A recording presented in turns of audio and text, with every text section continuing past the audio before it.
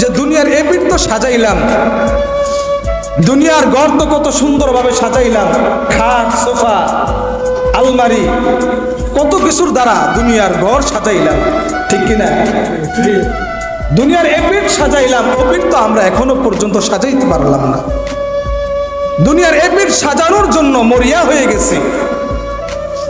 আমাদের চিন্তা ফিকির এমন ভাবে আমাদেরকে ডাইভার্ট করছে, আমাদেরকে এমন ভাবে পরিবর্তন করছে যে এখন চাইলেও আমরা আখিরাতের দিকে যেতে পারি না, কারণ দুনিয়া আমাদেরকে এত পরিমাণ দুনিয়া আমাকে আখিরাত ভুলাই দিচ্ছে।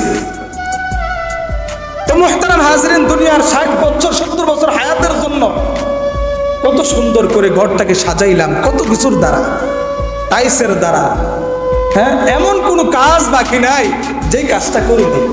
কিসের জন্য? সৌন্দর্যের জন্য। কিন্তু অথচ ওই যে মাটির ঘর, এই মাটির ঘরের জন্য কতটুকু বা আমরা ফিকির করলাম, চিন্তা করলাম, আমাদের আমলের জিন্দেগিকে পরিবর্তন করলাম, কতটুকু পরিবর্তন করলাম। চিন্তার ফিকির, চিন্তা করেন। যদি চিন্তা করেন, জীবনের সব হিসাব সামনে অটো চলে আসবে। আপনি অতীতে কি করছেন না করছেন, এটা আপনার জীবনে আপনি চাইলে মোতালা করতে পারেন।